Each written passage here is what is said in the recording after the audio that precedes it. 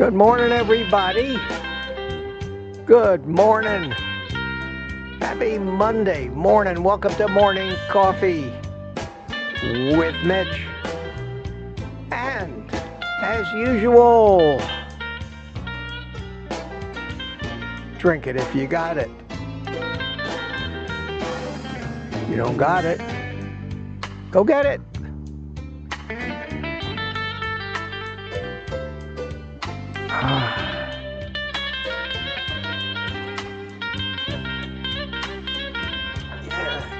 Yes. Welcome to the beginning of a very, what's going to play out as an eventful week. We're starting the week in 2024 and ending the week next year. Wow, hard to believe. Really is hard to believe for me that it is already New Year's. Wow. Good to see you all this morning. Boy, I put this up last night, and God, if we had an active chat, this is just going to go as long as it takes today. I'm going to try. I know I'll be behind in the questions. So if you did ask a question, I'm afraid you're probably going to have to stick around at least a half an hour or more before I get to it. So there's an incentive to not go away. Stay here with your friends. I can't think of a better thing that any of us could be doing first thing on a Monday morning. And it's not too cold here in Florida. It's not bad. It's in the mid-60s. And it seems like I'm settling into this baseball cap look on days that are a little bit chilly, and until my poor head finally heals up. And if any of you want to see what my poor head looks like, I am putting out, excuse me, I think I need another sip. I am putting out my new and hopefully improved and more clear how to make your own cheap electrolyte video today. And I recorded it yesterday, and I forgot. I never even gave a thought to the fact that I looked like I had stuck my head in a meat grinder from my little plumbing adventure under my house, banging into everything. And it was horrible looking, but it is what it is. I had already mixed that stuff up. I wasn't going to throw it away and re-record it. So I said, oh, the hell. If they love me, they'll love me with bruises on my head. So if you want to see what it's really like, watch that video. But not just to see Mitch all beat up. Watch that video because it's amazing how easy it is to mix this stuff up and almost foolproof. But there are a few key points, and I tried to make them clear. And after you've seen the video, I'm sure there's going to be questions, and I will be probably for the next couple of days, clarifying some of the confusion that always comes from the fact that when you buy a supplement in a bag that is just one of the electrolytes we use, like magnesium citrate, like potassium chloride, the weight of the actual amount of potassium in that powder is always going to be less than the powder itself. So when we talk about measuring out, you have to always keep in mind, you're only measuring weights of original actual powders, not weights of the magnesium or potassium, because there's no way to separate it to weigh it. And just as an example, and I won't talk about this too much, but this is the place where people go astray. You have to always keep in mind the amount of potassium you want in a dose of the mix that you make. So that's how much you're going to get in the given day. Usually you're going to take twice as much or more of the actual powder that it comes from. So when you're weighing any of these things to put into the mix, you always have to realize that you're not weighing the potassium, you're weighing the potassium chloride, and that particular weight that we've calculated will give you the amount of potassium in your mix. tried to make this really clear. But when you watch this video, if you plan on doing this, and I recommend it to everybody, I recommend almost everybody on carnivore, take electrolytes, number one. You can't overdo it with doses like these. And secondly,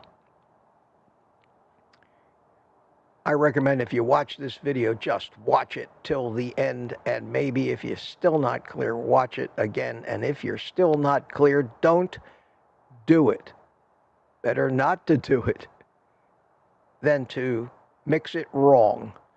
I can't imagine a potential overdose of anything, but as far as my due diligence, I want to make sure everybody is perfectly clear how to do this. Okay, enough said about the electrolytes. I'll get to my show notes in a second. Let me start here by saying hi to people from the pre-chat. I'm going to have to scream through this. There's so many of you. I don't want to end up at 9 o'clock before I even get started on the stream. But Maciel Ordonez, Don Lee was here, first one at 8:45 p.m. and Peter Carnivore checked in around 9. Tuca, a little after. Mark Booz, 9:30. And those guys chatted. Tuca put 6 entries in a row. I won't read them to you now. They're in the beginning of the chat if you care to read them. Mars says, I love listening to you. Thank you. I love talking. We make a hell of a pair. And Tina starts with a question. Tina's question says, really had a hard time staying 100% carnivore in December. January 1st, I'm going to start again for carnivore month. And I know that many of the other, or some of the other, or one of the other carnivore YouTubers has a thing called carnivore month. And, I think that's great. But I think, both between you and me, let's just ask ourselves, does that really do any good? Does that really motivate anybody? Do 30-day challenges? Some people may need that additional bit of motivation. I hope we can motivate each other enough every morning here to far exceed the amount of excitement and help and constant support that you need during that 30 days. But if you want to honor 30-day carnivore month, go right ahead. Only problem with any of these things is the fact that it says 30 days. Like the concept of a diet. A diet means I'm going to do it until I've lost my weight, then I'm done. No, you are never done. If you make a commitment to go carnivore, forget the 30 days.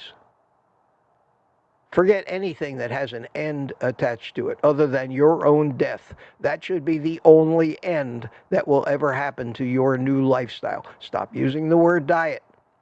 Start saying, this is the way I'm going to live for the rest of my life. And then we will help you get through the hardest part, which is early on. And then you won't need any help after that because you'll be living the way you're supposed to live. Forget any time-limited goal of any kind, and I think you'll be better off. My opinion. So, Tina, I'm sure you didn't go too wrong. Forgive yourself, sweetie. Forgive yourself. Thank you for confessing, and nobody here is going to judge you in any way, because that would be hypocrisy. That would be hypocrisy because we have all been just as guilty in the past. Believe me, nothing you did, nothing you ate is going to set any new all-time standard for screwing up any more than any of us have done in the past. So that's great, and I'm glad you're here. Gary No Slow's here. Feral Grandma was here early, and the Feral Grandma and all them were chatting up a storm. Terry. Sue, how you doing, Terry? Here's a link to the Facebook page. Sorry, Terry, you can't post links. I'm sorry. You sent me an email this morning. I opened it, and instead of actually showing me the link, all they did was put up an icon that I could click on that said Facebook, and I have no Facebook account, and I cannot click on that icon. I cannot even find out what the link is from out here. I would be happy. You sent me a link in the email yesterday. I'm going to search for that and see if I can't post that link. I hope that's the right link to your private deal. I want to talk a little bit about that then when I get to the show notes. But yeah, it's unfortunate, and I want to help you promote that thing. Why wouldn't I promote a private Facebook group called Fans of Old Guy Carnivore? Don Schonger's here, Lady June's here, Mike Seeley's here. How you doing? Tweeting Pearl was here early.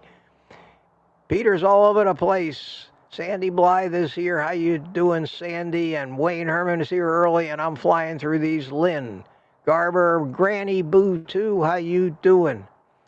Lori's chatting up a storm. We are finally up to 7 a.m. this morning. Gina Cav is here. Mike Seeley Sr.'s here. Peter's back this morning. Aunt B's chatting up a storm. Cliff Medina chimed in. Hi, Cliff. How are you? Good to see you this morning. Rick from Miami. Quack, quack, Charger Mopar. Duck Lover. Good to see you. Good to see you, Rick. How you doing? How you doing? And Patty Molden chimed in. Good to see you. Don Schonger came back, says good morning again. Bryce Hatch was here. Michael Pregler.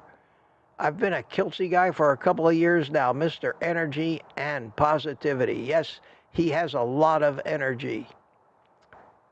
But see, he's a much younger man than I am. Not that much younger, though. It's hard to say. I think he sort of is like 70 or 71. Wow. Yeah, he is an Energizer bunny. He is. He is that. And Scotter's here. Good morning to you. We're at 8:08 now. Sneaking up on 8:30 to see who won. Lady June, Wanda Gerling. A lot of the same people I've said hi to already. There's some more like Bob Black. Good morning, Bob. How you doing? Says good morning, everyone. Smoothie 420. Hi, a Smoothie. Good morning. Nutrient-rich people. We are that. We are that. We got 128 people already on a Monday morning. Wow. Wow, wow, wow. Isn't that great, guys? Let me make sure that I'm live. I'm live there. Let me check in on Rumble. We had Rod Weeder said, morning, everyone. United Carnivore greetings from Tampa Bay. And Gary No Slow said, hey, Rumblers. And I know that's going to disappear when I refresh the screen. No, it didn't. And I'm live on Rumble. Wow. I love it when a plan comes together. And it's great to be here, guys. It's great to be here. I actually slept until about 6 o'clock this morning. It felt good. Got up, went into my office, finished the finishing touches on editing of the Electrolyte video, and I hope that the response to this thing is actually worth all of the work I put in over the past couple of days on that. That's sometimes very disappointing here that YouTube doesn't propagate these things. I'll do all that work and won't even get as many views on it as I do on one of these live streams in the morning. But I'm going to keep making videos, although not as many of them, but I have to keep making videos. But I can't do it every day like I did for a year and a half. It's just too much work. And I love doing this. And I think this is doing a hell of a lot more good for a lot of people, even if it might be a smaller group of people. I actually feel good about this. I feel like all of us getting together every morning is helping everybody else in here. I know that because I read the chat. I see. And it's not just me giving advice. There's so much support from all of you, and that's great. That's great to see it. So Boyd Lamb is here. How you doing, Boyd? How you doing? He says, my comment to Terry Sue about her group was either held for admin approval or was deleted. So did you leave? It wasn't a chat. It was a comment in the video, you're saying. So Boyd, I'm going to take 1 second here. I'm going to go into my YouTube studio, and I'm going to go to the comments section. and I'm going to see if any of them have been held, and I don't see any that have been held, so it's possible that YouTube actually deleted that thing for some reason that they thought I shouldn't even have a say-so about. And yes, that happens quite often, too often, too much automated, algorithm-driven censorship because of a single word. You would not believe some of the comments that they delete. There's no reason to delete those comments, but their machine brain got offended for one reason or another. Sucks.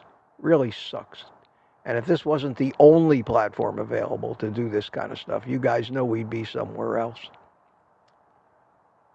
But it is what it is, and we got what we got. And better this than nothing, so have to be a little careful. Steve Studley chimed in. Hiya, Steve. How you doing? I chimed in, said good morning, coffee fanatics. Ketra Naylor's here. How you doing, Ketra? Tammy Pitarch again, and Frank Madison. Good morning, Frank. We're at 8:27. Wow, look at all of this. Look at all of this. Cliff Medina says, I'm addicted to coffee, 10 cups a day, not good. Yeah, I think that might be a little too much, especially if it's all caffeinated, but at least you're aware of it. Maybe it's actually good for you. Who knows? Who knows? Yeah, there's the problem, Cliff. The creamer. Get rid of that crap. Holy shit. Yes, sir. But I'm driven by it, I know. Oh, Cliff, man. Mark Booz is here. Celebrating my 1-year Carniversary today. Hey, happy anniversary, Mark. Congratulations. Yes, sir. Congratulations to you. Happy Carniversary. 1 year. Way to go. Way to go. Aaron is here. Booby Goats and 8:30. The winner today. Aaron, you rang the bell. Exactly at 8:30, followed by Tanya Kitchen Witch. How you doing? Mitch is the man, she says. Stickman's Garage came in at 8:30. Glenn Guthrie said good morning at 8:30. Cliff at 8:30 says, I can't get off it. Well, yes, you can.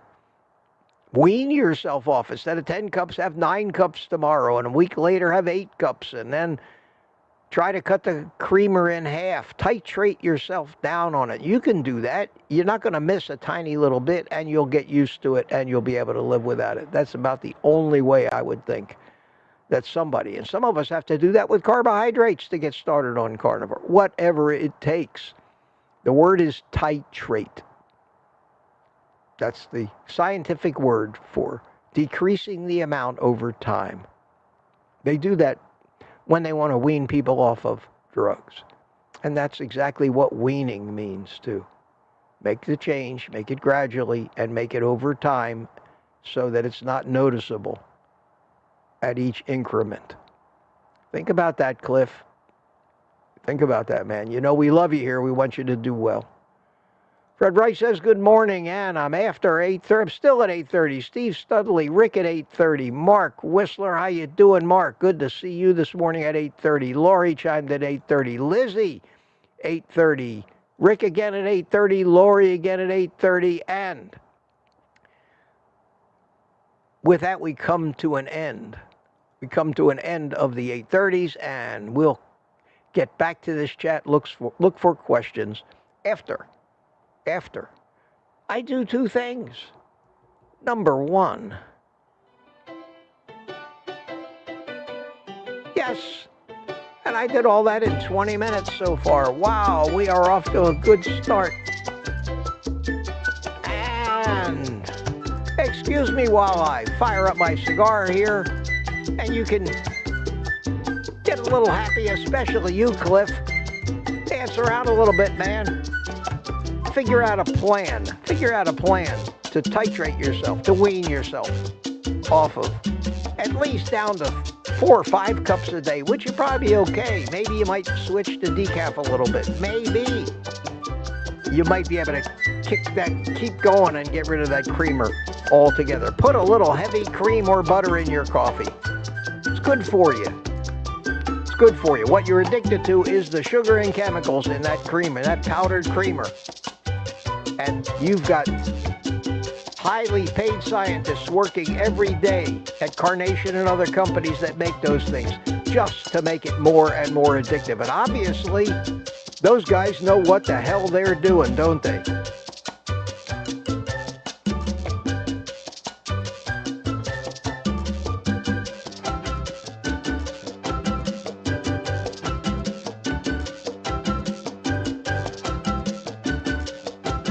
Okay.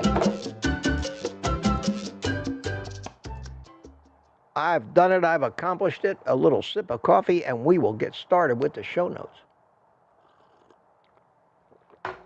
Not too many today, but a few things to talk about.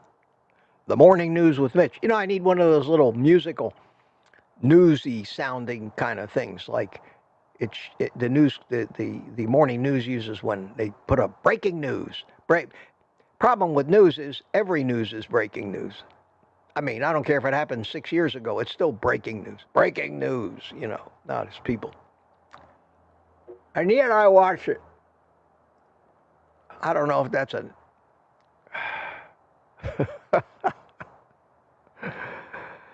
masochism or what. Yeah. Did you hear about the masochist that met the sadist? Did you hear about that? Sadist meets a masochist. Masochist says, hurt me. Sadist says, no. I'll be here till Tuesday, guys. Sorry about that. Okay. I told you to put the cues beforehand. I would be remiss and some kind of a masochist if I didn't take a second to try to at least help myself here every day. So here is a link to my Buy Me a Coffee. If you're so inclined, show your appreciation, guys. I appreciate it. If I've helped you, if you just have fun here and you appreciate the work, YouTube ain't helping me out. I'm hoping that my supporters will, from time to time. And believe me, I don't expect it from you every day. I know who buys me these things once in a while. And I don't say, oh, where was so-and-so today? He didn't buy me. No, there's no obligation to that. No obligation. There's also no obligation to tip the guy who brings you your car at the parking lot. But everybody seems to do that. Or tip your waitress 15, 20%. You know, I understand that. Maybe I should just call this, how about a tip? But I don't do that either. So there's the end of my shameless advertisements, sponsorships, and everything else I do. I hate to do it, but I have to.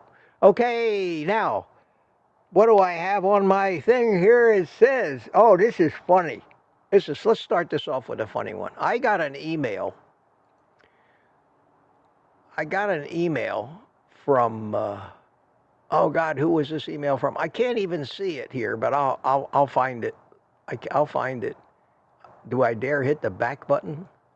Yes, Mud Puppy Mama sent me this. Cool. Mud Puppy Mama sent me this. And it's one of these memes, and I'm going to show it to you on the screen right now. And it says, this is what bird flu looks like under a microscope. And it's fabulous. Yes, it's stacks of money. This is what bird flu looks like under a microscope. It is making tons of people money. It is giving excuses to raise the prices of things. Yes, maybe these things happen, but these things follow the old advice for the corrupt and profit-minded, and they say, never let a good crisis go to waste. That's a political expression. I think it was Rahm Emanuel that coined that one years ago. Never let a good crisis go to waste. And that's probably not a bad idea. But unfortunately, with these corrupt, thieving people, well, let me get back to my camera, not my screen. They have gotten so used to capitalizing on crisis that they found that they could create these crises whenever they wanted to, and that's what they do. And they elevate everything into a crisis anymore.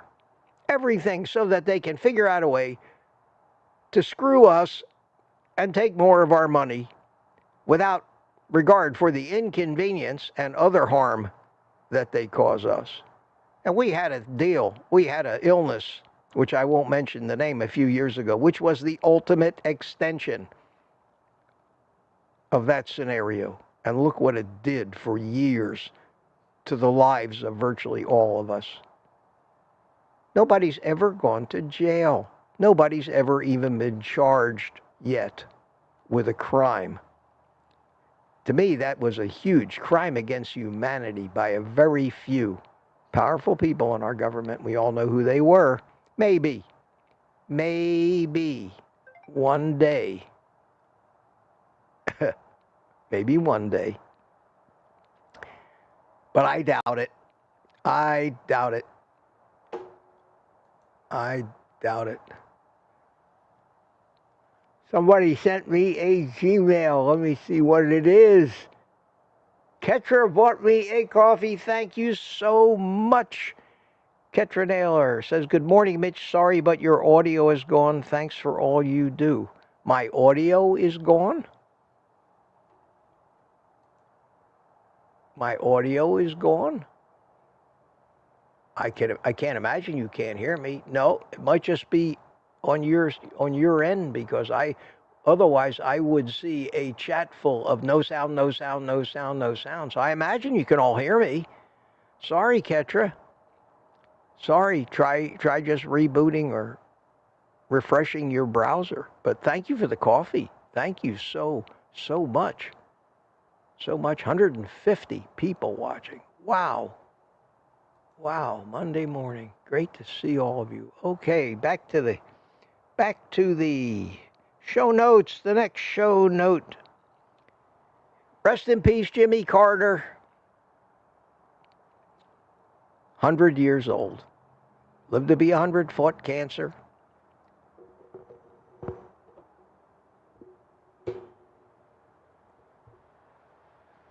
"100 years old should not be such a monumental achievement, but it is. Especially living to 100 because of modern medicine and not because you're healthy. So my condolences go out to anybody who happens to be or happened to be a descendant or in the family of Jimmy Carter. I wasn't a fan of his as president. I was, however, a fan of his for all of the philanthropic work that he did. And he did a lot of it after he left office. He was a good man, a very, very good man. Maybe not the best administrator on the planet, but a good man. And rest in peace. Rest in peace, Jimmy. I was going to ask Terry any response so far to the private fan club, and I'm sure you've been talking about that in the chat, but I haven't had a chance to read it yet. But I'm interested in finding out, so maybe give me a little summary and send me an email, so I'm sure that I know about that. But I hope that thing takes off. Been a lot of heavy weather going through the South. I know so many of you live in Texas, Louisiana, Alabama, all that thing, and I saw a bunch of tornadoes on the news this morning, and I just want to hope that none of you have had any problems from that. I do want to make an announcement. Tomorrow night, New Year's Eve, we're going to try to party together so that and there'll be no food, sugar, snacks, or anything. At least I have no control over what you have, but there won't be any here. There'll be some San Pellegrino, probably some decaf coffee, And I'm going to start it instead of 8 o'clock on Tuesday because I'm going to have a camera on my TV so that I can actually show the TV with me down in the lower corner. We'll watch the ball drop together. We'll watch the ball drop together and wish each other a happy new year. Go to bed. And then the next morning at 10 a.m., because it's going to be Wednesday when I do my 10 a.m., I will be back here with a live stream at 10 a.m. So, New Year's Eve with Mitch. Hope it's going to be fun. And I'm going to have 3 hours from 9 till after midnight, maybe 3.5 hours. Who knows how long it'll take us to wrap up or how many people will actually be hanging in here with us. I think it may be the least destructive thing we can do to ourselves on New Year's Eve, other than going to bed early. Staying off the roads, amateur hour out there. I know there's going to be a lot of noise. There's always fireworks going off, so we'll hear them through the microphone more than likely, and everybody will celebrate New Year's together. I am going to invite right now guests to come in, not to be in a panel, one at a time, to come in so you can wish everybody a happy new year. I don't want these little visits, if you come in, are going to last a couple of minutes, 5 minutes at most. It's not going to be a time where we get into deep subjects. We're not going to talk about cigars. We're not going to do anything. It's just any of you, and I would love for so many of you to come in and just let us say hi to you, see who you are so we can put a face with a name. And I can get to meet you personally because that means a lot to me. And what I'm going to do is I'm going to ask you if you want to come in just to introduce yourself, say hi to me for a few minutes, send me an email, a Gmail, and I will email you back the link. And then over the course of the 3 hours, whenever you feel like it, you just click in on that link. And I'm hoping I won't get too many people at one time. And you may have to end up sitting online in the green room until I get to you, but I'll notice you, and I'll acknowledge that you're in the green room. So I'm going to try that. We'll see what happens.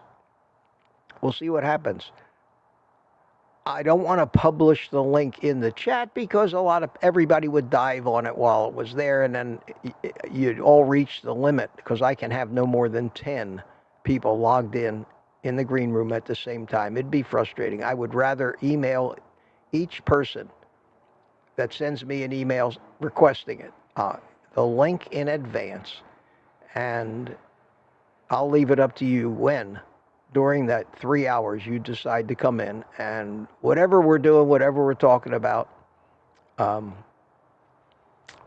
bring you in. We'll get to meet each other, and the whole community will also get to meet you, and I think that's going to be fun. I'm also going to be taking questions. Maybe a little hard to get to them, may take a long time to get to them. I'm sure, at least I hope, it's going to be very busy in the chat. I encourage that. I'm going to try to keep up. I'm not going to have a co-host unless Ellen decides to spend New Year's Eve here. I don't think Ellen's been in yet this morning, so no. But if she watches the replay here and she decides she doesn't have other things, like I would imagine New Year's Eve, she's probably dog sitting, because I'm sure most of her clients in her dog sitting business are going to want to go out for New Year's Eve. So it's a long shot, but I'm almost afraid that I'm going to have to go it alone, and I will be busier than the proverbial one-arm paper hanger. And that ends the show notes for today. So let me put them away, have another sip of my coffee, and we will try to start searching for questions. It is now 35 minutes into the stream, so we've got plenty of time. Actually got all that out of the way pretty quickly this morning, considering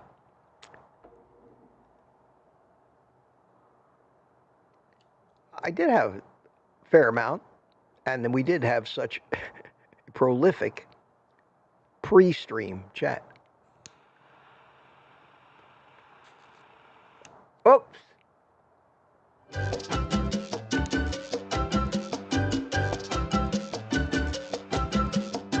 Can't pass up any excuse to be happy. Alrighty, let's start and pick up where we left off at 8:31 a.m. Looking for questions and new people I haven't said hi to yet. 166 people here in this chat. Wow. One of these days I'm going to hit 200 and it's going to be call for a celebration. I've never had 200 people in any live stream ever anywhere, not the drone stuff. I was lucky to get 20 or 30 of them in the drone live stream, much smaller community than this. Louis Ellis here, good morning to you. How you doing? From NYC, New York City. Captain America, Steve Rogers chimed in. Good morning from Kansas City, Missouri. And Danny in Boston is here, says good morning. DS111, no further questions. Oh, man, you guys, there's a couple of you scoundrels in here that have a hard time staying out of trouble, I'll tell you.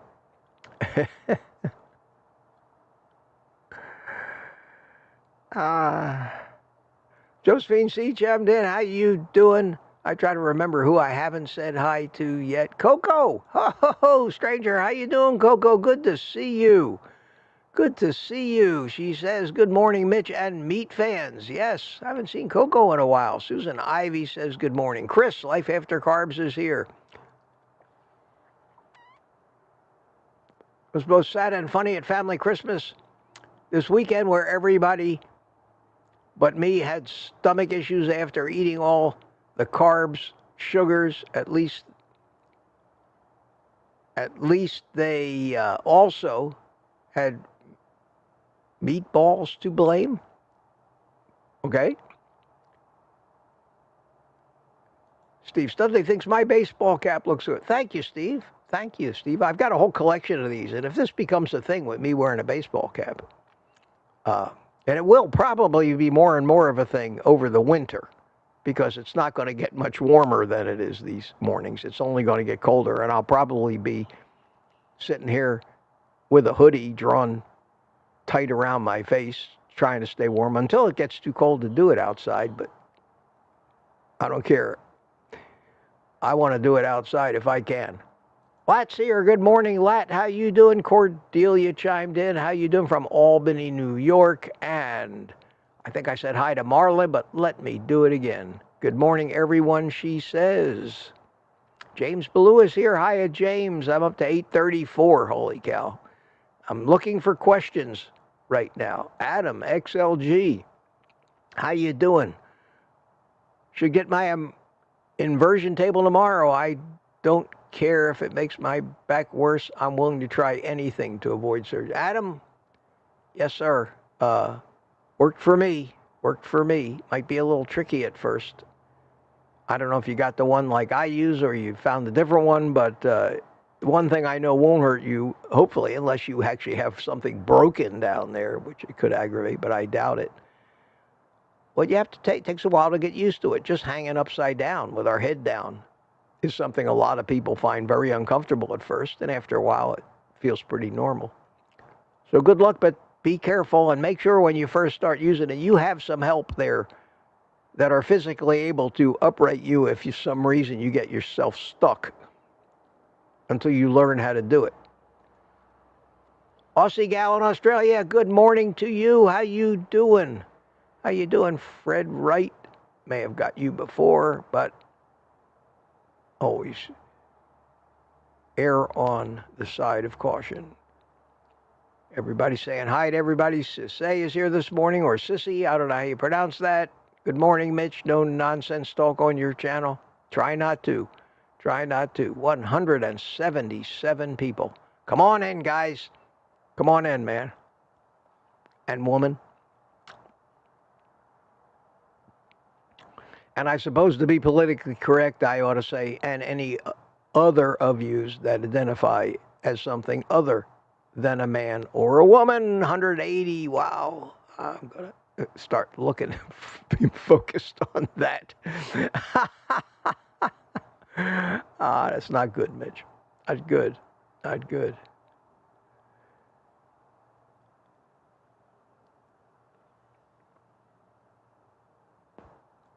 Cliff Medina says, and you're very right here, Cliff. You know, it's really hard, he says, when you're the only one in the house that's a carnivore. Easy for Mitch. And don't you think I know what an advantage it is? What an advantage it is. But that just means you got to get tougher with the people that live with you and make a decision, which is, of course, a very hard decision for most of us to make. But you either got to throw them out or you got to get out if it gets to the point where, because of them, you're sick and killing yourself. That's a tough thing. I don't know how many people have ever said, get the hell out of my house. Especially if they're paying for it and they can't even get enough respect from the people living with them to at least not eat that shit right in front of you. It's amazing how people who claim to love you won't listen and have no idea the damage they're doing by continually triggering your addictions. It's despicable. William McCartney, how you doing this morning? And Jeff Johnson, the name you know, how you doing? Completed my exercise routine and cooking bacon. Hope you all are well. I'm going to cook ribs today. I'm going to film it and show you how I take a big rack of ribs from Sam's Club that costs like $25. And it's got so much excess pork and fat on it that I don't want to leave on when I cook the ribs, because I want the ribs to be uniform. And I'm going to show you how I trim that and how I take all that. And I'll leave off where I took off on my video about how I grind that up and make pork burgers. And how out of this $26 worth of spare ribs, I mean not baby back, but regular size ribs, I'm going to end up with probably 9 meals.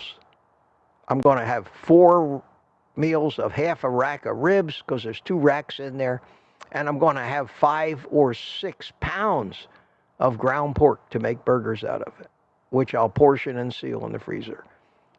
And if you can eat 9 meals for $25, man, don't tell me how expensive carnivore is. You can't get a large fries at McDonald's for that much money for a meal. So I'm going to be doing that today. I doubt I'll have it edited and all because of New Year's Eve and everything, but in a few days that video will probably come out as well. But I'm going to start working on it and filming it today as I do that. Tanya Kitchen Witch, how you doing? Good to see you this morning. Cliff, is it selfish of me to not want Mitch that big? I don't want anything to change. I don't know what you were answering to, but Cliff probably said something. You're all saying hello. Who's new? Questions. Cynthia Page is here. How you doing, Cynthia? Good to see you. Same people. Somebody asked me a question. Wanda Gerling, how you doing? I know I said hi to Aussie Gal. Danny in Boston chimed in again. Peter's chiming in all over the place, as usual. Good to see you this morning, Peter. You're all talking. Gary Arzamendi. How you doing? Good morning, meat-loving Mitch and carnivore friends. Happy Fat Monday. Is this Fat Monday? Hopefully not around here.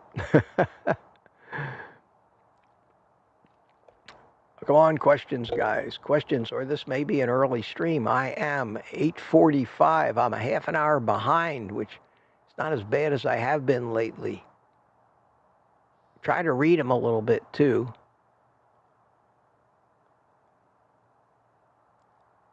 $187 people. Oh, my God. Hang around, guys. Bryce Hatch says, holy cow.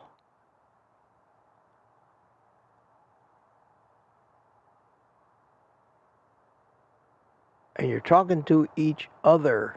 And somebody named Peter.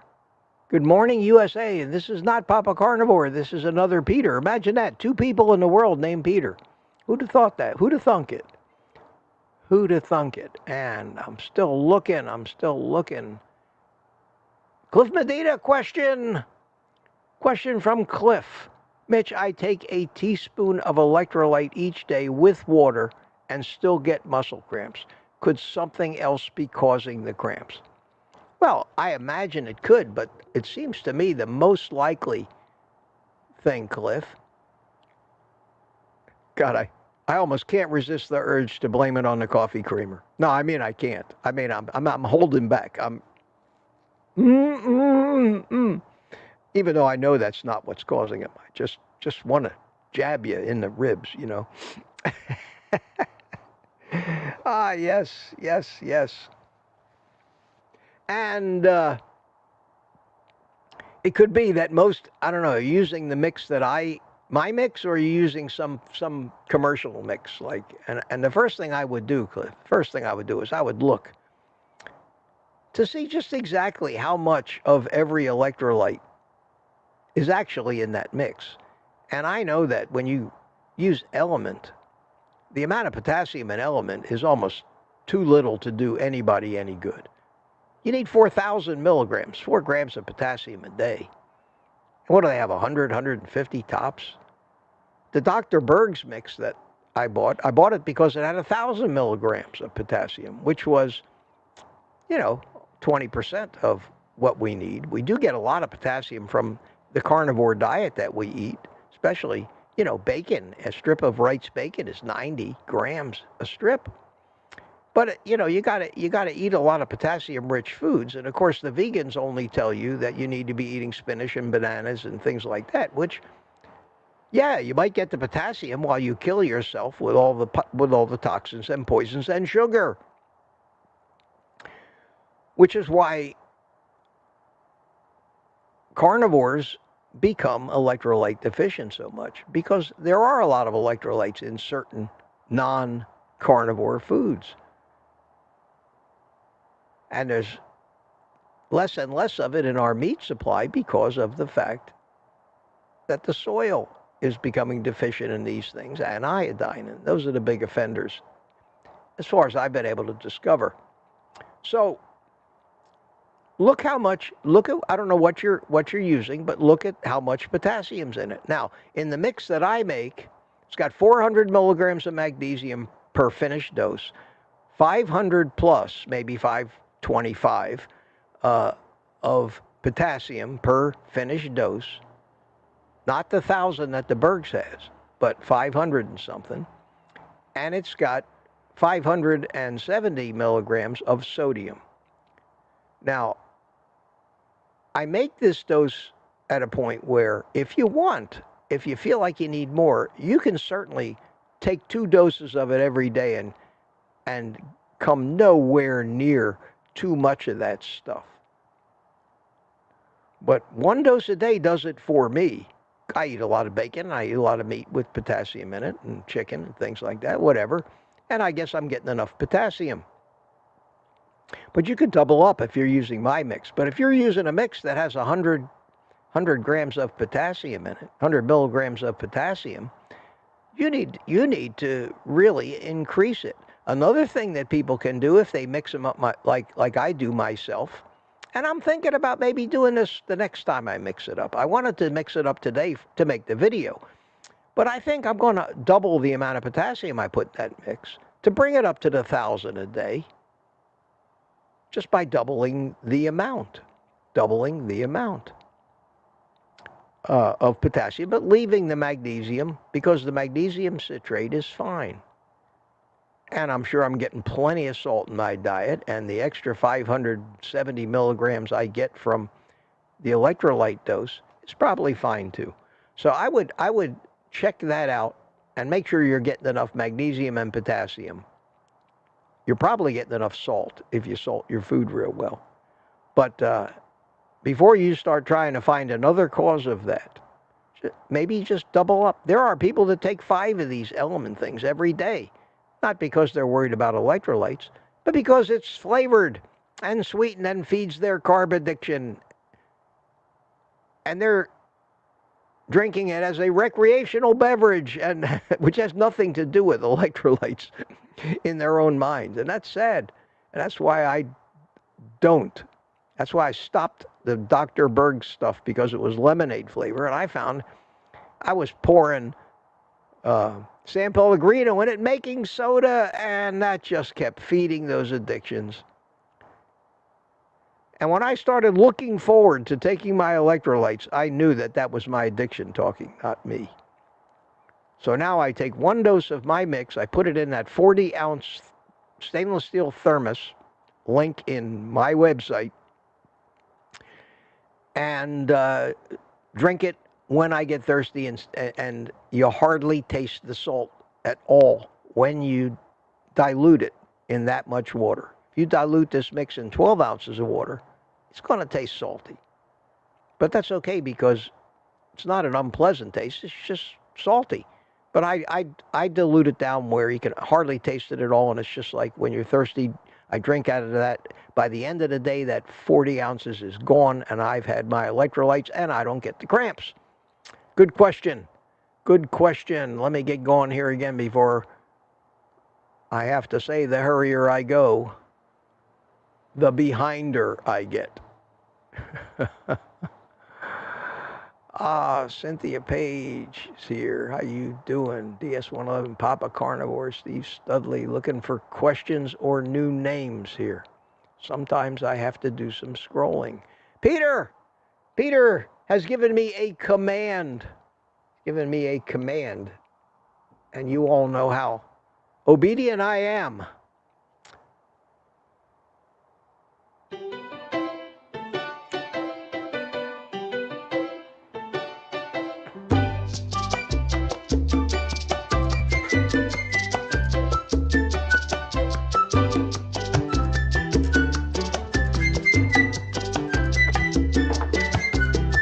Yes.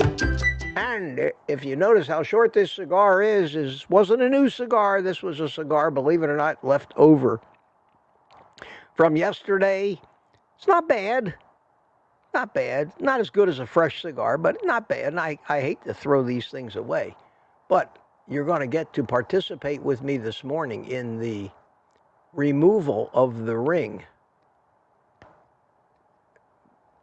Because at a certain point, you have to remove the ring. And do any of you know, this is some cigar trivia, why cigars have rings? Women used to smoke cigars quite often.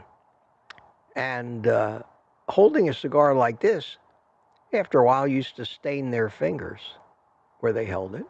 So, in deference to the women who didn't want to stain their fingers, they started putting rings on cigars. Long time ago. And then the cigar rings took on the aura of a badge. And they started making them fancier and fancier. And then the cigar rings just became an art form and a marketing thing for cigars.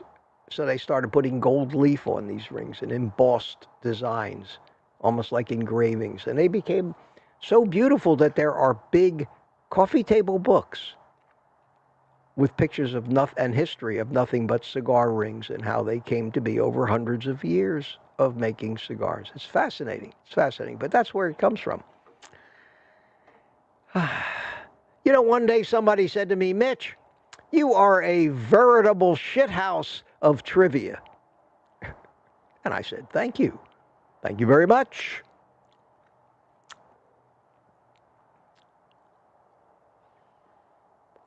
Marcial says, I tried to try the Tudka supplement. It seems to make a difference in healing my hypothyroidism. Well, I hope so. That's great. That's great. I don't know if you tried iodine or not yet, or you're having any medical, you had any medical intervention on that, hormone replacement or something. But yeah, if it helps, If it helps and you notice a difference, do it. Francine Monteleone is new. How you doing? Good to see you. Good to see you. And we have a question. Aaron says, when I used to smoke cigars, I had a girl. I would light them with matches. Do you think matches give better flavor, or do you prefer your lighter? Well, matches give a flavor to a cigar, and a butane lighter gives no flavor to a cigar. I would rather not have anything adulterate the actual flavor of the cigar. Plus, if you think I run a risk of setting myself on fire or setting this microphone foam on fire with my butane lighter, and it's usually wooden matches, I would probably burn myself up if I tried to use matches. And I just don't like the sulfur smell of the match itself when you light it. So I know that cigar aficionados everywhere think that that's the purest way to light a cigar. As far as I'm concerned, when they invented the butane torch, which we have drug users who smoke crack and had to heat their crack pipes up, or heroin in a spoon, we have them to thank for this. But the cigar community has adopted the pocket butane torch as the lighter of choice for cigars, and I've been using one of them for years and years and years. Interesting question.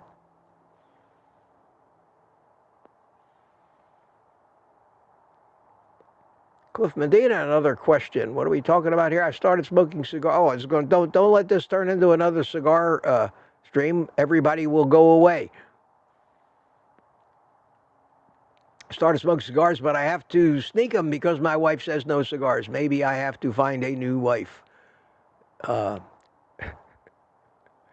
can't advise you on that, Cliff. I can advise you on the coffee creamer, which I have, and will continue to do until you tell me. You tell me that you've weaned yourself off of it. Looking for questions or new people, of which I see neither so far. I'm up to almost 9 o'clock, so I'm still running half an hour behind. That's not bad. That's usual. Peter says audio is fine. Yeah, thank you. I don't know what that comment was. Hope she's got it resolved, however, so she can hear. Can hear this. Of course, there's always replays.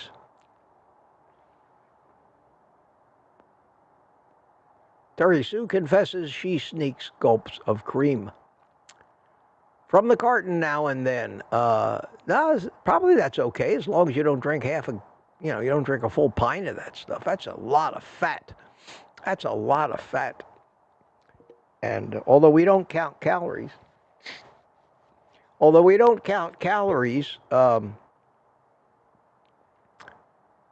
we can't overdo it. We can't overdo it. And sometimes if you're not losing weight, you do have to examine just exactly what the hell you're eating. I got a wild hair on my nose. Oh, I hate it. Mustache hair or something growing. Itch. It's an itch. Anyway, if you know me by now, you allow me to cigars, occasional nose scratching. I will exercise my old fart initiative here and privilege. I say hi to Standing Foot, maybe not. B-Matt, good morning. How you doing, my friend? Good to see you. Good to see you, B-Matt.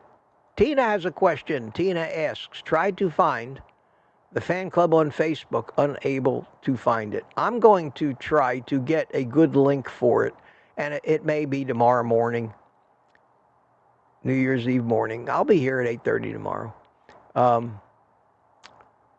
even though we're doing a live stream at night, the New Year's live stream, at 9 p.m. in case you haven't heard yet, 9 p.m. Of course, you'll see it on the thumbnail. 3 hours is going to be enough. Why why go for 4? I don't want to run out of steam or things to do and talk about. But yeah, I'll try to post that in the chat tomorrow morning, and we'll see if we can't fire that up. Cynthia Page says, has the Facebook page started yet? If so, how to access that? We will talk about that tomorrow. Tour Bear says, how are you, boss? And my stock answer is, if I was any better, it'd be against the law. It would be illegal. Thank you, Tuka. Thank you very much.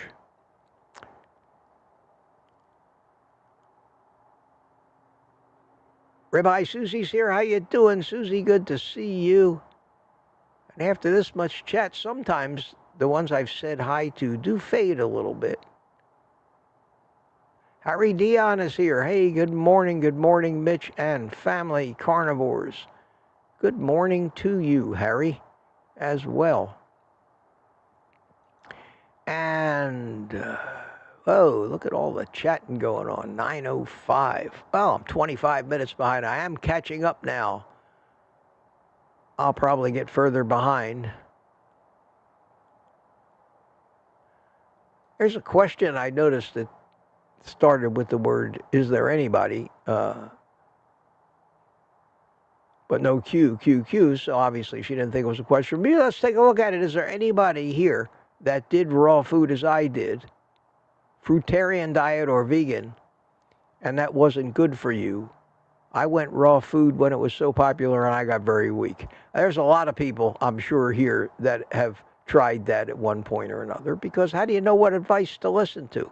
And the majority of advice out there happens to be wrong, which makes it even harder to say. We call it conventional wisdom. When everybody starts to think something, in reality, I don't care what field it is, when everybody starts believing it, in most cases, that's because the propaganda and the misinformation has become so prevalent that everybody's bought into it, and that's the fact in finance, that's the fact in health and wellness and the medical community and diet and nutrition.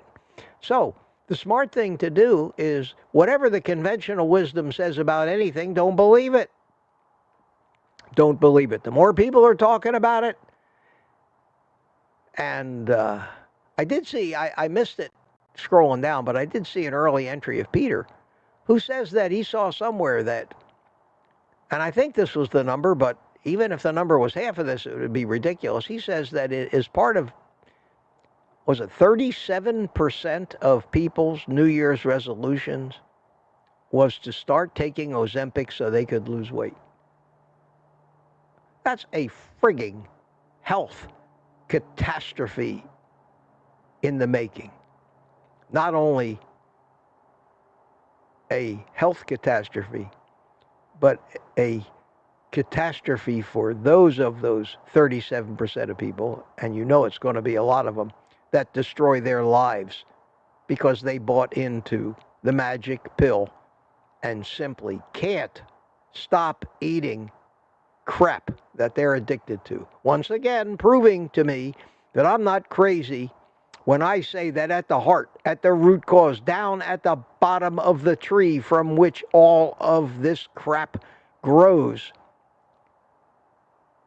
are two words: carbohydrate addiction. If we address that and stop talking about all this other crap and elevate that discussion, how do we unaddict ourselves to carbohydrates? At least to the level that we talk about drug and alcohol addiction, at least we might actually help somebody and wouldn't have to sit here being a member of a community trying to help ourselves because the rest of them are friggin' out of their minds, misled.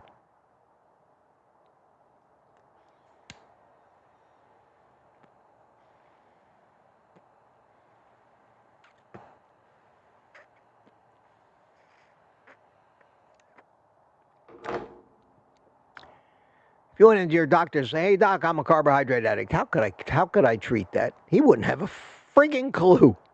he would basically say, well, there's no such thing as carbohydrate addiction, so how can you treat it? You know, we are so screwed. So screwed. And it didn't happen overnight. It's happened gradually, a little bit. We've been titrated over 70, even almost 100 or more years since the advent of Crisco in 1911, when the bad fats started to come in to the food supply.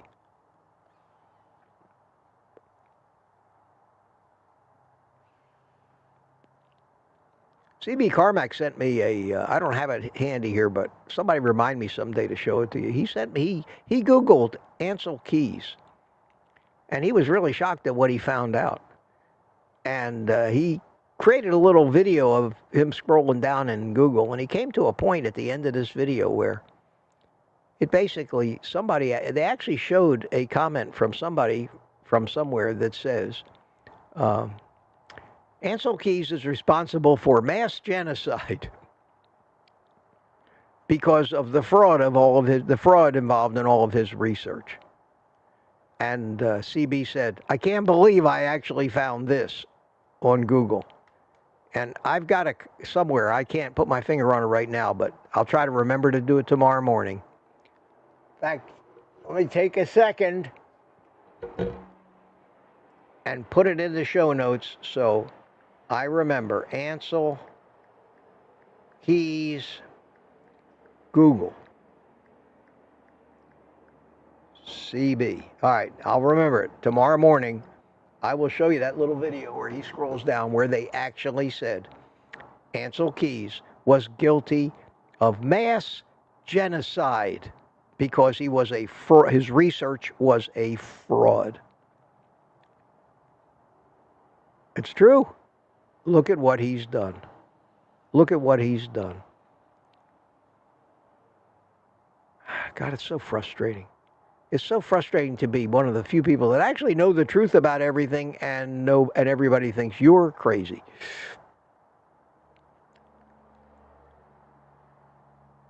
Isn't it interesting how, if you look back in time, virtually everything that people call a conspiracy theory over the years,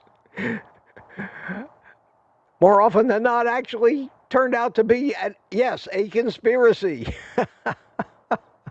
Because calling something a conspiracy theory is what propagandists do. Just like calling you a racist when you call out all this woke bullshit. That's tactics right out of Saul Alinsky's playbook, which nobody talks about anymore. Saul Alinsky wrote a playbook called Rules for Radicals. It is the playbook of the political left. And they've been very successful. And he was a genius, Saul Alinsky. Alinsky. Question, Mitch, from Gary. From Gary, what do you say about when priming ends safely? Okay, well, we all know that my 30-day rule and priming share a lot in common, but I've embellished it way past just talking about eating a lot of calories. And after 30 days, but more importantly, when you notice a really big decrease in the cravings that you're having, that means that you are converting into a primarily fat metabolizing state. Whenever you think you have made that switch physiologically, when you think that you have gone from being primarily living on sugar, which, and we talked about it, I'm not going to reiterate that now, but I'm sure I'll talk about it again. Why your mind thinks you're going to die tomorrow, I'll say that much. To the fact that now your brain has gotten the message after 2, 3, 4 weeks that, hey, we're not going to die tomorrow. We've got all this fat on us. Why am I panicking and throwing cravings at this guy constantly so that he can immediately get more sugar? When that stops, you'll notice it. I mean, you'll notice that I like to joke that the thoughts of sugar plum fairies dancing in your head will disappear.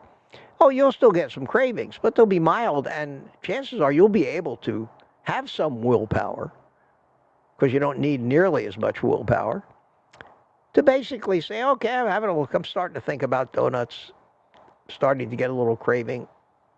And then, you'll keep doing it. Maybe you won't eat 3,000 calories of meat, but you'll maybe eat a little meat to knock them down. When you get to that point, and I have a video, it's on my channel, look it up, what to do after the first 30 days. And I go into the whole thing in that video. And primarily, that's the time when you basically start carnivore diet. Number one, get on the scale. Whatever you weigh after that first 30 days should become your baseline.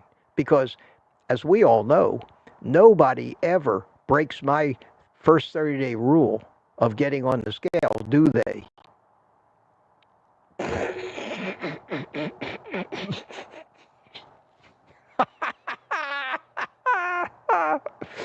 Oh, the absurdity of just what I said. Oh, man. I know better. You guys can't stay off that friggin' scale. If your life depended on it, you can't stay off the scale. I can tell you why, but it doesn't mean anything to you because none of you, and this is normal, care about anything entering into any different eating lifestyle or diet. You don't care about anything more than losing weight. There are a sprinkling of a few people that say, I can't live with this health condition anymore. But weight is always the prime thing. And that's understandable, because weight equates with appearance, and appearance equates with getting laid. And getting laid is our prime human directive. And everything else seems to be a subset of that. I hate to be blunt, but I'm a realist. I'm a realist. Just watch humans behave.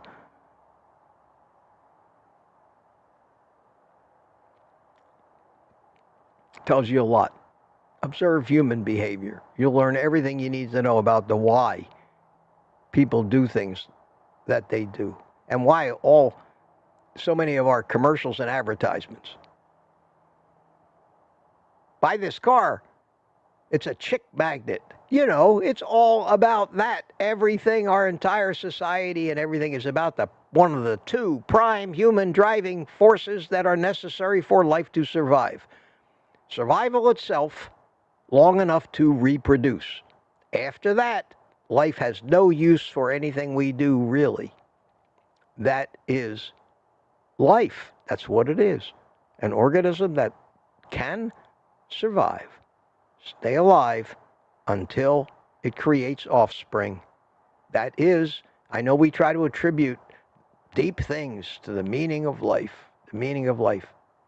There is no meaning to life that comes anywhere close to the importance of surviving until you reproduce, without which it would be a rhetorical question, because there would be no life anymore and nobody to think about what's the meaning of life. That's realism, folks. That's the kind of realism and thinking I talk about here when I say reality, common sense, not wishful thinking. Things are the way they are. May not jive with the way we want them to be, but it is what it is. End of story. And it was what it was, with no deviations. Everything that happened before the instant in time that is now is a closed book. It's over. It was what it was. We got to accept that. We got to accept that. So, back to the question that I was answering, what to do after the first 30 days. Sorry I go down these rabbit holes. That's why I get so behind in the chat. But that's when you start saying, okay, I'm going to weigh myself. I'm starting carnivore today. I have gotten through my hazing and my initiation phase. I've had my bathroom adventures. My gut biome is stabilizing. My cravings are going away. I am now metabolizing fat as a primary fuel. what do I do now? And what you do now, I recommend, is that you start discovering how much food you need, how many meals a day you need to eat. And I always recommend you establish some sort of a restricted eating window, even if it's 10 hours, which is a long eating window. And that you do it as early in the day as you feel like you at least could eat, because your hunger won't be anywhere near what it was. And then you eat when you're hungry and stop eating when you're satisfied and see what happens. And after you eat that first meal, if you get hungry in 5 minutes, you didn't eat enough. If you're not hungry 3 or 4 hours later, maybe you don't need a second meal. Maybe you can eat enough. If you get hungry at 10 o'clock that night, you didn't eat enough. So plan on eating a second meal, maybe a smaller meal.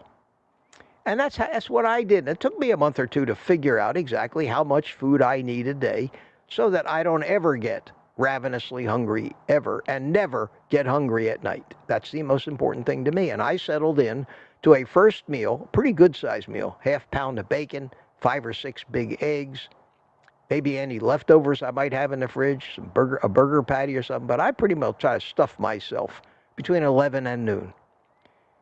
And then come about 3 o'clock, 4 o'clock at the latest in the afternoon, I don't really get ravenously hungry, but I say I know after experimentation I need more food than I ate before. I just couldn't eat it all in one sitting. I'm not a real OMAD fan. I think you could spread it out. So then I have a second meal. And that second meal is usually going to be a pound of something.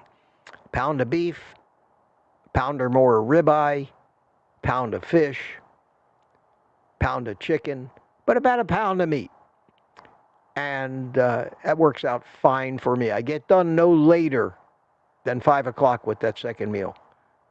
So I've got at least an 18-hour intermittent fast every day, which is great for you health-wise. Gives you a chance to get into autophagy where you heal yourself a little bit. But most normally my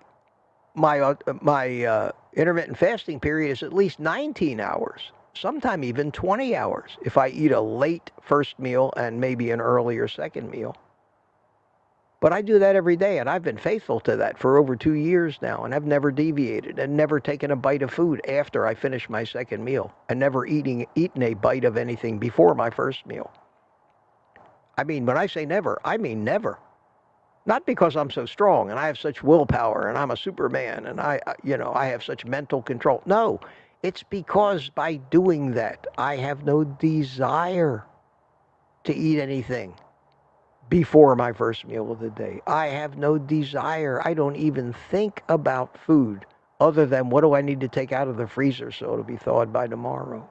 That's it. And that'll happen to you. And that's the goal. That's what you're searching for. That's the lifestyle that this can be when you're getting enough food and you're getting it on the right schedule. That will happen to you. I don't care how bad a carb addict you were. There are very few that were more addicted to carbs than me, and this did happen to me. And I'm absolutely just a plain, average, everyday human being like all of you and everybody else. I just figured out how to do it to let my body finally let me know what it needs and when it needs it. By letting go, by not trying to micromanage every chemical, every process, ketone levels, all this. It wasn't until I just said, hey, subconscious mind of mine, you know 1,000,000 times more than all those people out there selling supplements. I'm going to listen to my body. And that was, I think, the most brilliant thing I ever came up with.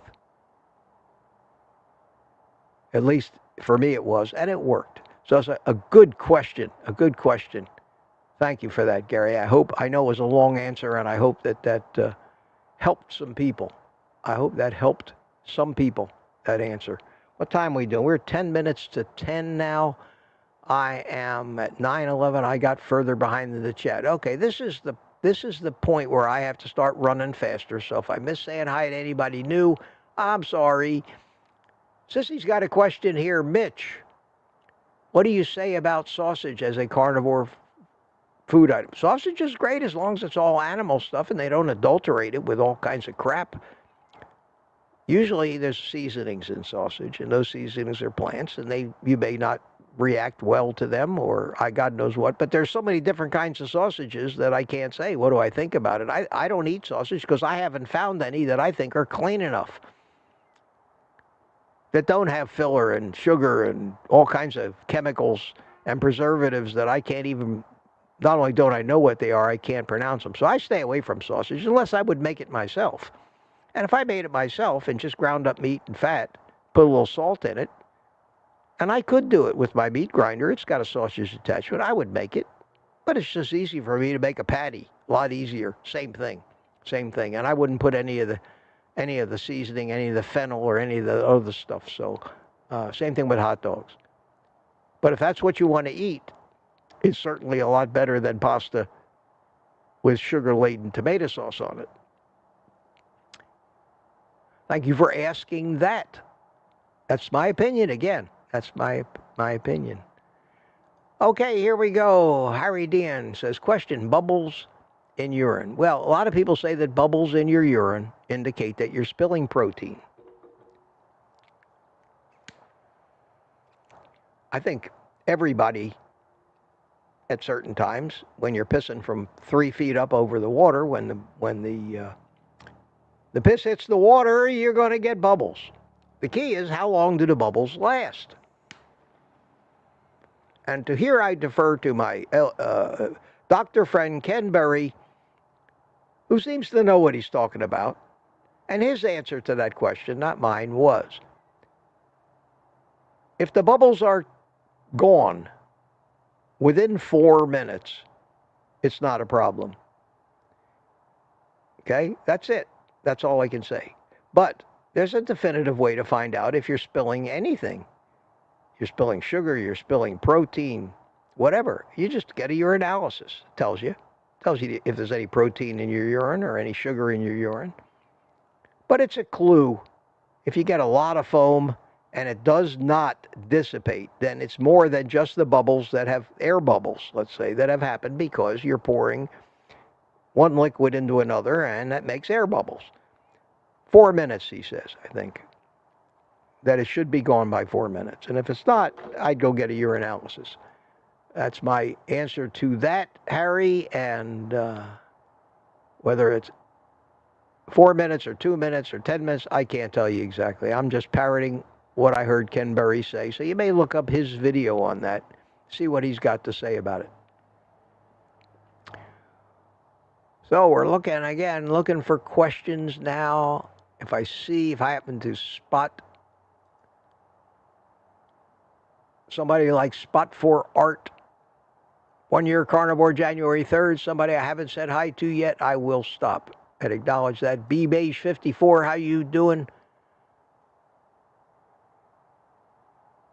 Here's another Peter from Montreal. We have a room full of Peters today. All right. And I'm looking for some more questions. Oh, God, we're almost at 10 o'clock. Incredible. Let me see if anybody else bought me a coffee. I don't think so. I don't think so. No, just Ketra. Just Ketra. Oh, my God. All right. You asked for it. There's the link to say I love you, Mitch. Hate to do that, guys. Wow, we're still 158 people here after an hour and a half almost. Wow. Wow.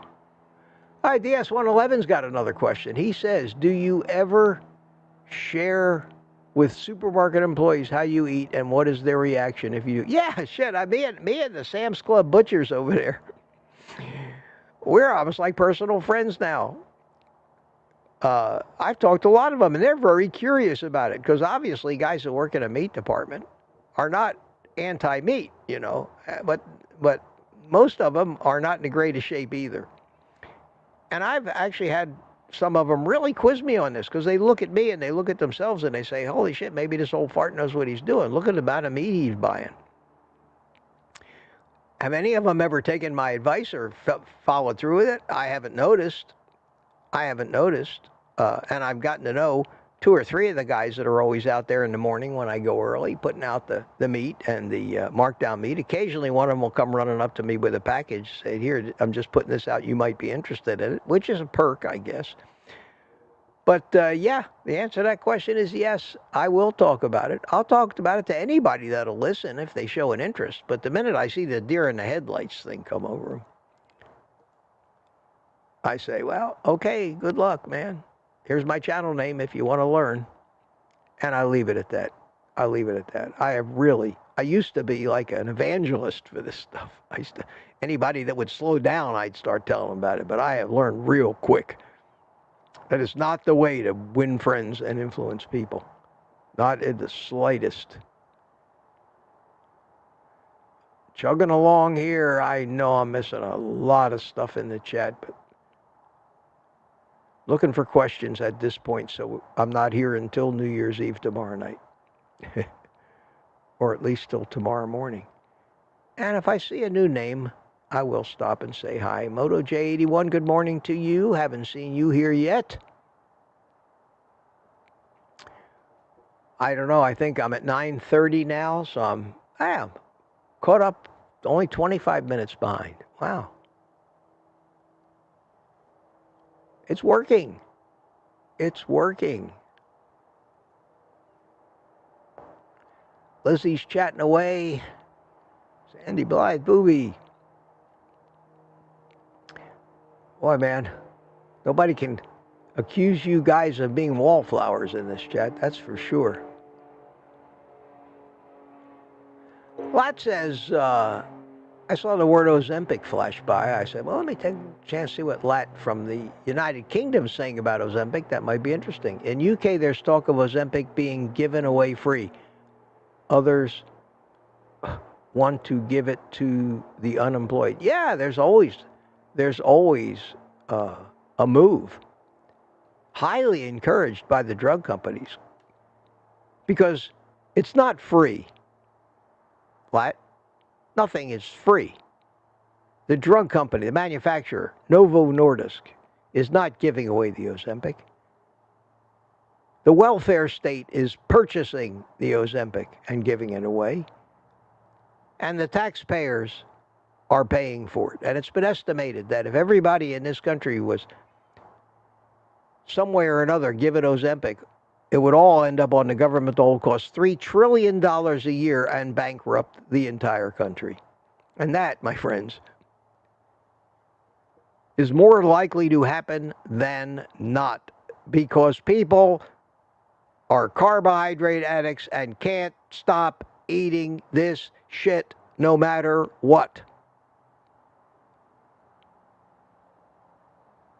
And Ozempic is not going to solve the problem.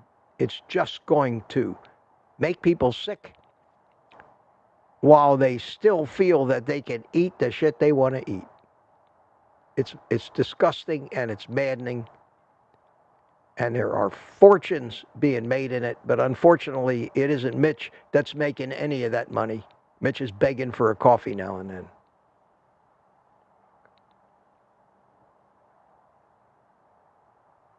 Sometimes I wish I was one of the more corrupt people on this planet. But that's just not who I am. I can't do it. I have to be. I'm relegated to play happy music, fire up my cigars, and try in some way or other to help people.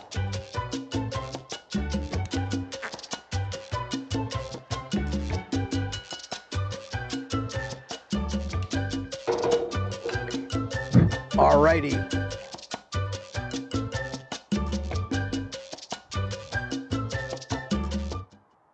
Do I have any coffee left? Yes, I probably have a lot of coffee. I haven't drank it. Yes, I have 2/3 of a cup here. So drink it if you still got it, guys. This coffee is still as hot as it was the first sip. It's perfect. Thank you for the Francine Bourgeois for the coffee warmer. Yes, sir. Yes, sir. All right. 10 o'clock. And it's starting to warm up a little here today. I'm glad I didn't wear that knit cap this morning. I'd be a little overheating myself. Who else we got here? Scrolling down, 9:43. I am only 15 minutes behind. Still got 165. How are we doing in Rumble? Rumble, we got 9 people left in Rumble. Mike Seeley chimed in a little earlier over there. Senior. I don't expect to get too many more questions, except here's one from Robbie Autry. Why do we need to add iodine to the way we eat, Mitch? Robbie, that's very simple. That's very simple. Because of the farming techniques of where most of the vegetables and plants are grown, they do things called monocropping. They take huge areas of land and that started pristine with all these nutrients in it. And these nutrients on these fields used to come from cow manure and animals and decaying animals and decaying grubs and worms and bugs. And all that stuff goes back to the earth, back in the soil. So all of those nutrients get recycled in these ancient pastures. But they, take 1,000 acres, rope it off, start plowing it, and start growing soybeans in it, and not a living thing survives. They've killed everything in that 1,000 acres. They've killed every rodent, every worm, every insect, every animal. They've poisoned them. And they continue to spray insecticides and poisons, even on the plants they grow there. And that soil is what we call raped. There ain't iodine anywhere to be found in it anymore. And more of our soil is becoming like that. And the feed that so many of the animals we eat, even if it's not grains, even if it is plant material, comes from these fields and has no iodine in it. The only way we might get iodine from our diet is to eat the meat of an animal that ate vegetation that grew out of soil that contained iodine. So unless some small farmer somewhere has a pasture where cows and chickens roam around, eat what grows out of the ground, and crap all over the ground, returning the nutrients, that soil won't contain iodine. And unfortunately, most of the food commercially available to us is grown in factory-type quantities and in fields that are iodine and electrolyte deficient. Because those are not compounds, they're not vitamins, they are minerals. They are on the periodic table of elements. They are an element like oxygen, hydrogen, iron, calcium. Those are the basic elements. And iodine is one of them, and it has to be in the soil, and those things are getting depleted. So no matter what you eat, if you're fortunate enough to be able to find a supply of pasture-raised beef that not only is pasture-raised, but raised on pastures that somehow still have those nutrients in them, you'll be getting it from your meat. But most of us aren't. And that's true, and that's why we supplement electrolytes, and I think iodine goes right in there with those electrolytes. Now, iron's a different story, and if we eat a lot of red meat, we get a lot of iron from red meat, so we're probably okay. But there are people who are anemic that still have to even supplement iron. And calcium is another one of those elements. In fact, all of the basic elements, phosphorus, calcium, are all necessary for our biochemistry. And the only way we have to get them is to eat them, which is why so many of these things need to be supplemented. In fact, most people don't realize how important phosphorus is.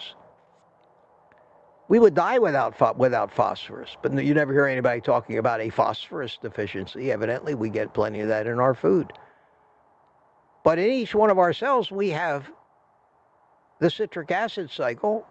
We have the electron transport chain that creates all the energy that our cells use to drive basically everything, to drive life itself. That's called ATP. And ATP is adenosine triphosphate. Phosphate. Without the phosphorus, there'd be no P in ATP. There'd be no energy. There'd be no human life. All of these different elements, and we call them minerals, but they're basic elements, are essential for us. And if they're not getting into the ground where the grass grows, that the cows eat, that the carnivores eat, we're not going to get any of them, and we're going to die. So yes, it's a good chance, a very, very good chance that you do need iodine. That you do need iodine. Somebody sent me a text. Oh, God, why do you always do this to me?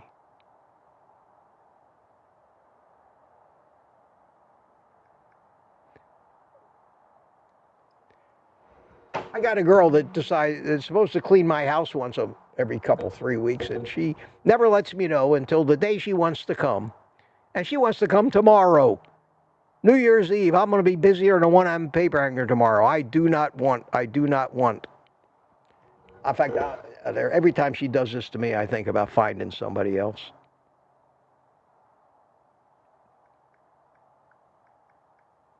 Not this week, comma.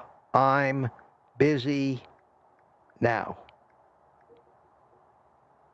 God. All right.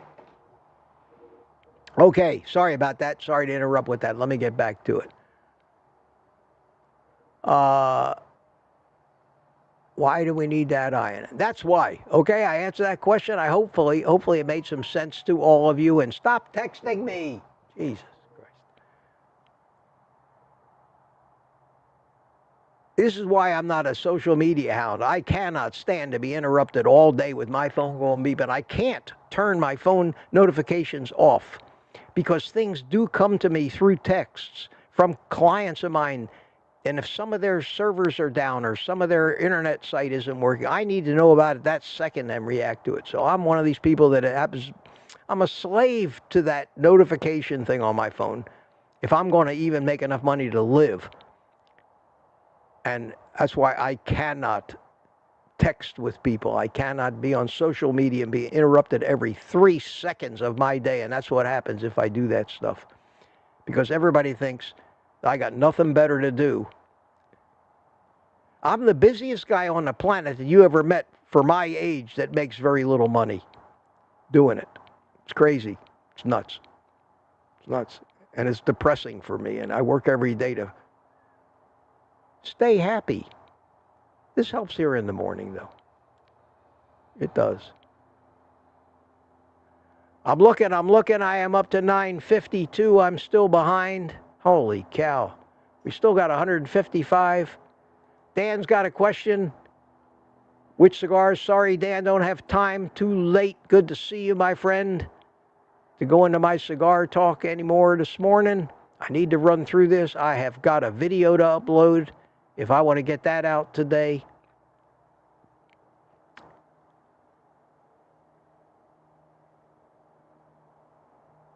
Can't believe we still got 150 of my friends here. Good to see you. It is Monday morning. It is Monday morning. You'd think by now maybe things would wind down a little bit towards the end of the year. Who's Boondock? Boondock. Eggs are high in iodine. Yes. Especially from pasture-raised chickens that peck around and eat worms and grubs out of good pastures.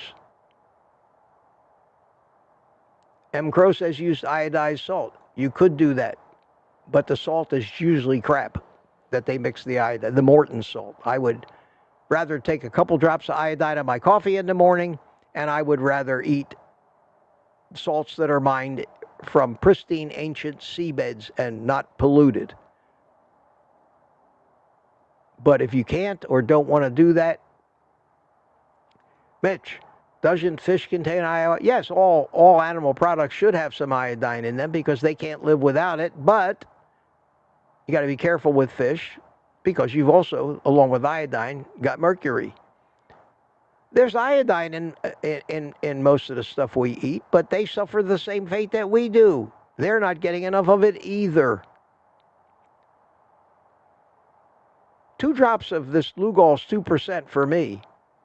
Why overthink it? You can't take too much of it. Take a couple drops a day. It's a prophylactic.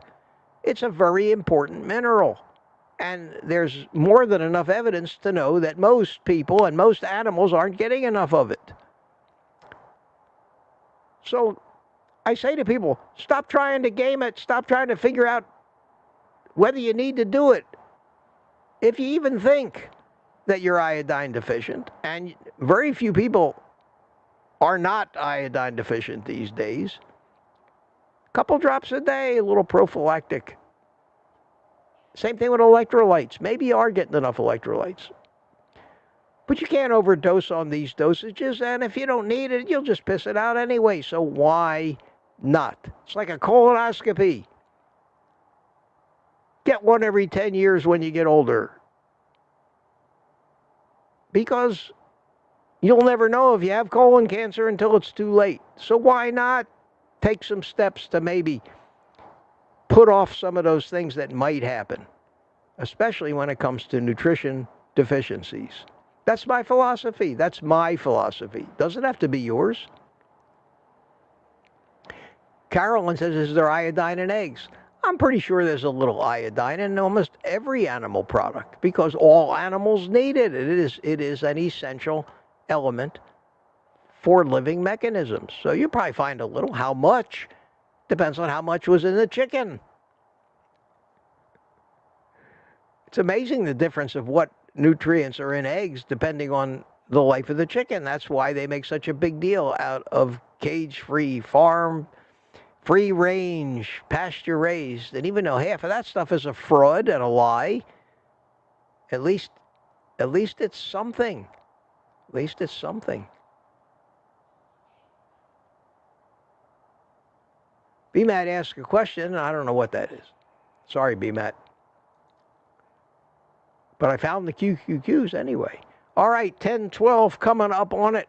I have done it. I have done it. And Joseph E.C. says, what the time? Yes, it is 13 minutes after 10. And I made it to the end of the chat. Carolyn chimed in right after that. Lori, where are you located? Okay, so everybody, I made it. I made it even with the house cleaner interruptions, even with my frustration and disgust at the current state of the sheer levels of bullshit we're surrounded with every day. I think we made it through 1 hour and 45 minutes of common sense.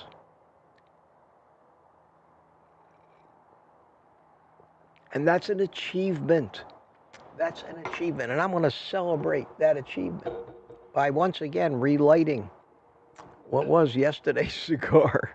Because I don't waste these things. And I do take them in the house at night. Not lit, but I take them in the house so that it's dry. It's not humid like it is outside. Because if I had left this out here, it would be so damp, this thing, you'd be able to wring the water out of it. So I do take care of one that's partly smoked. And I started this last night while I was watching TV.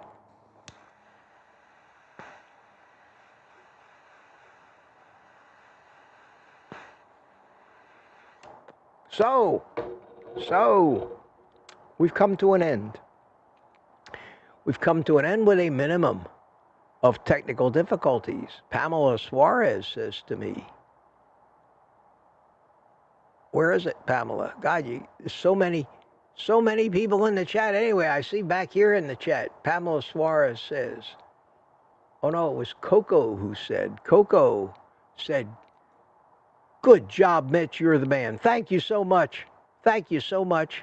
Sometimes I get disgusted with things. And Danny, my friend Danny gave me a super chat. Thank you, Danny, even though I didn't answer your question. It says probably...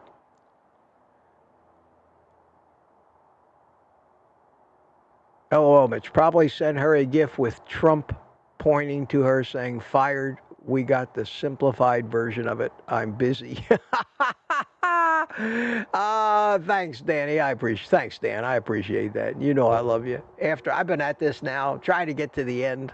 It's supposed to be an hour live stream, and it always ends up closer to 2 hours, but I love it. I enjoy it, and I got an audience that just keeps coming back for more as long as that. You know how it is on YouTube. Give them what they want, so I try. I hope you're doing well, my friend. I hope you're doing well. You just happened to ask that question while my maid is busy texting me and annoying me with the phone going beep, and I can't turn it off. I have to leave it turned on. So unfortunately, the only time I can turn it off is at night. I figure I deserve a little peace after 10 p.m. at night. And if they got something for me, it'll wait till 4:30, 5 o'clock in the morning. And I have one particular client. It's a joke. It's a joke. Every Friday evening at 8:30, I always get an email from them with some emergency that needs to be addressed. I mean, it's a regular thing every week. But without those clients, I couldn't live. I certainly couldn't live on my Social Security or what Google pays me for doing this. This is a passion for me. You all know that if you don't believe it. Nothing more I can say other than show you my checkbook. Anyway, guys, I do love it. I do love it. It makes me happy. I always feel good when I'm finished these things. Got through it all.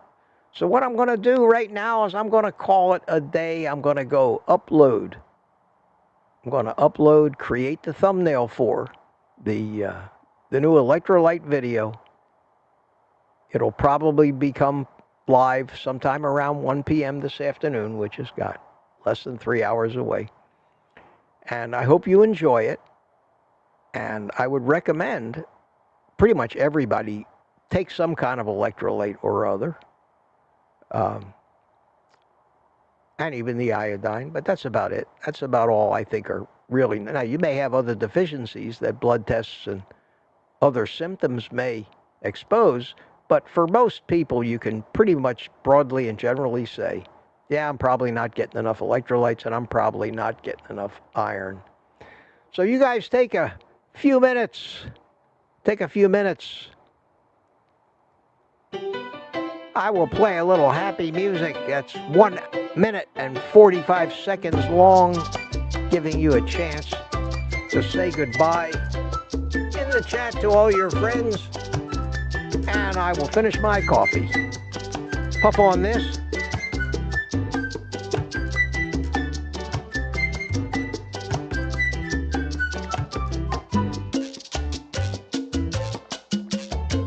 Dan says, toodles. Same to you, Dan. Good to see you, man. Thanks for coming in. And everybody's starting to say goodbye. Mark Whistler, Lori's Carnivore Story. I fix shit. That'd be Dan. Briggs backing tracks. Haven't seen you before, but good to see you. Thanks for coming in. Carol loves Elvis Forever saying goodbye. Pamela Suarez, have a wonderful day, everyone. Anna Kurosawa. Goodbye, Graceful Lily. Mike Seeley Sr. Gina Cav. Papa Carnivore says, I'm back. Just in time, Peter. See you tomorrow. Terry Sue says goodbye. Ribeye Susie says goodbye. Bob Black says goodbye. Yes, and as the music comes to an end,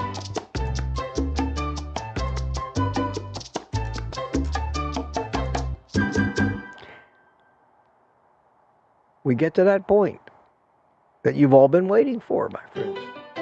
Oops. No, we don't want the music to start again. We're done. Shut up. This is where I tell you. Sometimes, I hope it isn't getting old me saying this, but it's kind of the way I finish every video, whether it's a live stream or not. And you know what it is? Take the rest of the day off and eat meat.